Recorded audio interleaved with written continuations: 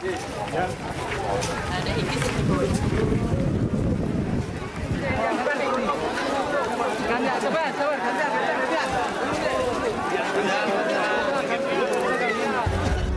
Lima buah gunungan dibagikan oleh para abdi dalam dan menjadi rebutan warga di halaman Masjid Gede Keraton Yogyakarta Senin siang. Warga yang sudah menunggu sejak pagi hingga siang hari langsung memperebutkan gunungan yang terbuat dari hasil bumi.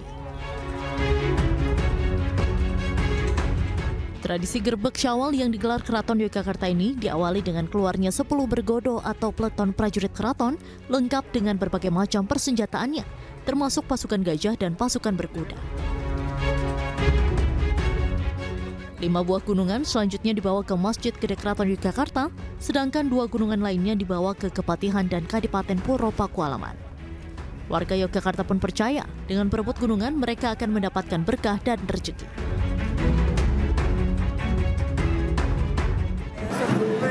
Dapat berkah gitu aja. Dari berkah? Ya. Itu sering ikut rebutan juga, Bu? Iya. Setiap tahun, Bu? Iya, sudah dari kecil. Oh, jadi setiap tahun gitu, Bu ya? Iya. Jangan dapat berkah itu, namanya dapat berkah. Kalau orang arif nggak subur, apa itu namanya.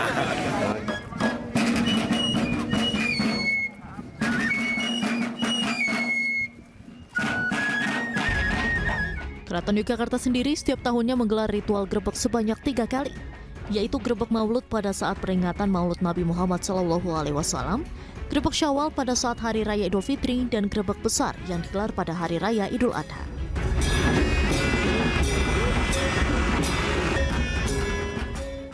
Pemirsa, bangunan bersejarah Kota Semarang yaitu Lawang Sewu ini menjadi tempat ibadah sholat Idul Fitri, maksud kami, untuk pertama kalinya.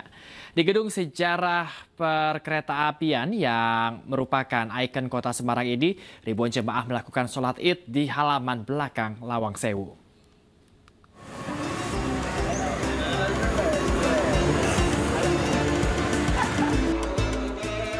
Ribuan jemaah dari warga Kota Semarang dan luar kota melakukan sholat Idul Fitri di Gedung Lawang Sewu Senin pagi. Bangunan sejarah peninggalan Belanda yang dijadikan tempat wisata sekaligus ikon Kota Semarang ini pertama kalinya menjadi tempat untuk ibadah sholat Idul Fitri. Pihak PT KAI membuka Lawang Sewu untuk sholat Id. Tak disangka jemaah yang datang antusias mengikuti sholat Id yang dipimpin oleh Khotib Ustadz Makasim. Sekitar 2.000 jemaah baik dalam kota maupun luar kota memadati halaman. Salah satu jemaah asal Jakarta mengaku senang dapat melakukan sholat Id di Lawang Sewu. Selain pertama kali berkunjung ke Lawang Sewu, usai sholat Id, ia bersama keluarga dapat sekaligus berwisata gratis mengelilingi bangunan sejarah. Di dalam Lawang Sewu kan, jadi benar-benar pengalaman pertama. Jadi setiap kali pulang baru pertama di sini ya? Di sini, ya. Jadi bisa sambil wisata ya? Kenapa? Bisa sambil wisata? Benar sekali. Pertama kali di sini memang kita buat supaya masyarakat Kota Semarang merasa memiliki Lawang Sewu, karena Lawang Sewu ini memang highlight dari tempat wisata tujuan ke Semarang. Jadi biar merasa memiliki dan melihat, oh Lawang Sewu sekarang sudah banyak fasilitas, sudah banyak dan sudah family friendly gitu. Diketahui Gedung Lawang Sewu merupakan bangunan peninggalan Belanda yang digunakan sebagai kantor perkeretaapian pertama kali di Pulau Jawa. Dengan sejarah yang kelam, pernah menjadi saksi perang dengan penjajah. Kini Lawang Sewu tidak lagi terkesan menyeramkan. Dari Semarang, Jawa Tengah, Wisnu Wardana, iNews melaporkan. Pemirsa, tidak ingin kehilangan sejarah, ratusan warga korban lumpur Lapindo asal Porong Sidoarjo menggelar sholat Idul Fitri bersama di lapangan Masjid Nurul Azhar, area Tanggul Lumpur Lapindo.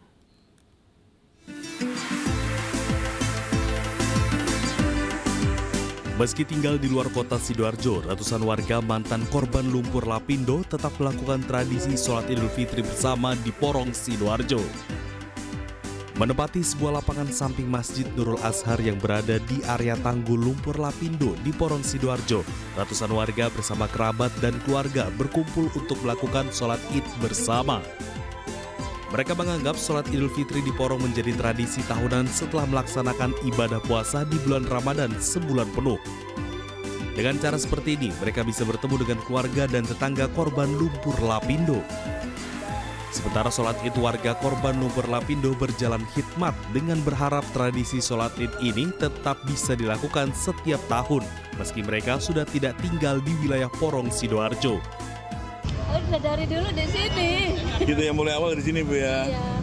Jadi meskipun udah rusak, meskipun kondisi seperti ini? Iya, udah di sini. Tradisi. Ini sama keluarga atau gimana Bu?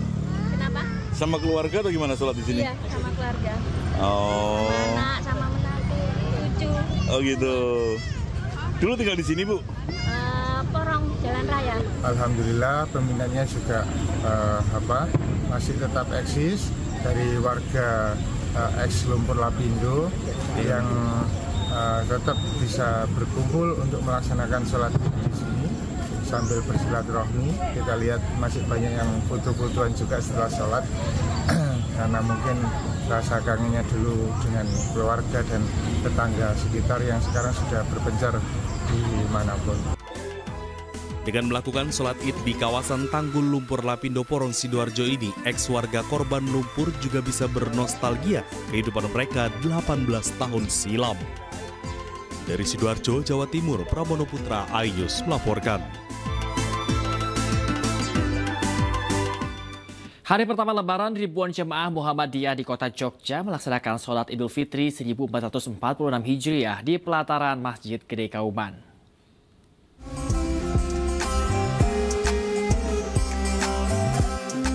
Seperti inilah suasana saat ribuan jemaah kota Yogyakarta merayakan hari kemenangan dengan melaksanakan sholat Idul Fitri 1446 Hijriah di masjid dan pelataran Masjid Gede Kauman Senin pagi. Masjid bersejarah dengan arsitektur klasik dan indah yang berada dekat dengan alun-alun utara kota Jogja ini dapat menampung 3.000-an jemaah.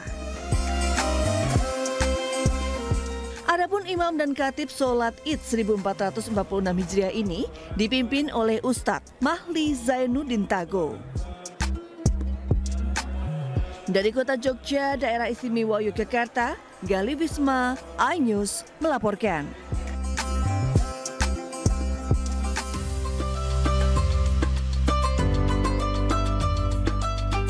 Assalamualaikum warahmatullahi wabarakatuh. Kepada seluruh saudara-saudara umat muslim di Indonesia, saya mengucapkan selamat Idul Fitri 1446 Hijriah. Mohon maaf lahir dan batin, semoga Allah selalu melimpahkan perlindungannya dan keberkahannya bagi kita semua. Dan pada kesempatan yang baik ini, saya juga mengucapkan terima kasih kepada jajaran TNI, Polri, ASN, serta seluruh komponen bangsa yang berperan aktif dalam menciptakan suasana nyepi dan Idul Fitri yang aman, hangat, dan khidmat, sesuai dengan arahan Bapak Presiden Republik Indonesia.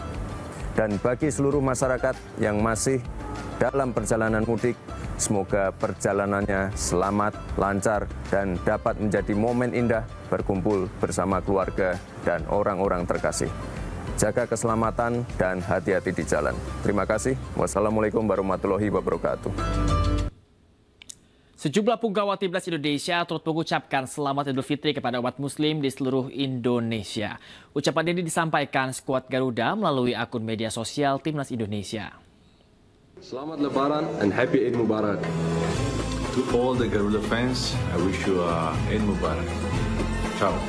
Happy Eid Mubarak to our fellow Muslims in Indonesia. Lebaran Fu Sejam. Halo sahabat Tamaran, mengucapkan selamat Idul Fitri buat Garuda fans. Mohon maaf lahir dan batin. Eid Mubarak everyone. I wish everyone a blessed day with their family and with their friends. Selamat Hari Raya Idul Fitri 2025. Mohon maaf lahir dan batin. Selamat Hari Raya Idul Fitri 2025. Mohon maaf lahir dan batin. Selamat Hari Raya Idul Fitri. Mohon maaf lahir dan batin. Selamat Hari Raya Idul Fitri 1 Syawal 1446 Hijriah. Mohon maaf lahir dan batin. Selamat Hari Raya Idul Fitri. Minal aidin wal faizin. Mohon maaf lahir dan batin. Selamat Hari Raya Idul Fitri 1 Syawal 1446 Hijriah. Mohon maaf lahir dan batin. Selamat Hari Raya Idul Fitri 2025. Minal aidin wal faizin. Mohon maaf lahir dan batin. Selamat Hari Raya Idul Fitri 2025. Mohon maaf lahir dan batin. Selamat Hari Raya Idul Fitri, mohon maaf lahir dan batin. Tim U17 Indonesia merayakan Idul Fitri di kantor Konsulat Jenderal Republik Indonesia di Jeddah, Arab Saudi. Mereka berada di Jeddah karena timnas U17 ini akan bertanding di Piala Asia April mendatang.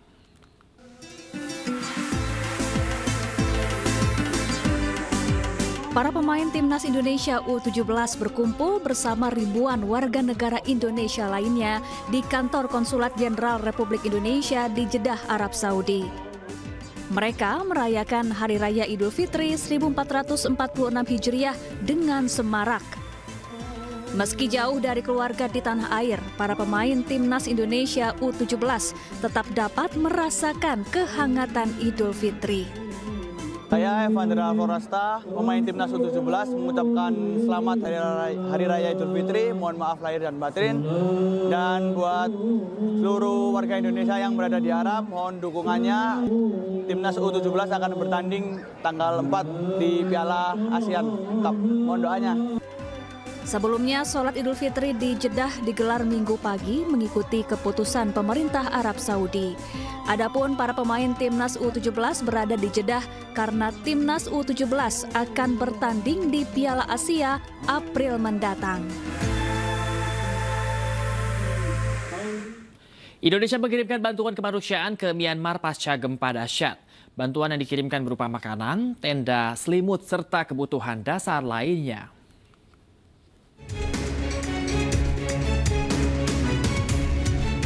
Indonesia mengirimkan bantuan kemanusiaan kepada rakyat Myanmar pasca gempa yang melanda negara tersebut. Bantuan diangkut dengan pesawat Hercules dari Pangkalan Udara Halim Perdana Kusuma, Jakarta. Personil yang dikirim merupakan tim AJU, terdiri dari personel gabungan termasuk tenaga medis, tim evakuasi, serta logistik yang akan bertugas menyalurkan bantuan langsung ke daerah terdampak. Wakil Menteri Pertahanan Republik Indonesia, Doni Ermawan, menyatakan bahwa pengiriman bantuan ini merupakan arahan Presiden Republik Indonesia sebagai bentuk solidaritas dan komitmen Indonesia dalam misi kemanusiaan di kawasan Asia Tenggara. Dan pada kesempatan yang baik ini kami sampaikan bahwa Presiden Republik Indonesia telah memberikan perintah ya, kepada kita, pemerintah, untuk memberikan bantuan dari rakyat Indonesia kepada rakyat Myanmar khususnya yang sangat terdampak. Ada beberapa orang yang ikut dalam penerbangan kali ini, ya, yaitu tadi advance team tadi itu 11 orang dan beberapa tim pengaman dan juga beberapa personil penerbang. Dan juga logistik yang dibawa pada hari ini cukup banyak juga, sekitar 12 ton, ya, bantuan dari Bapak Presiden, ya, ada beberapa tenda, kemudian juga makanan, ya, kemudian selimut, ya, dan juga bantuan dari BNPB, ya. Bantuan yang dikirimkan berupa makanan, tenda, selimut, serta kebutuhan dasar lainnya. Bantuan ini diharapkan dapat meringankan beban para korban gempa dan membantu pemulihan kondisi di wilayah terdampak. Dari Jakarta, Wenda Nura, Rizky Solehudin, iNews melaporkan.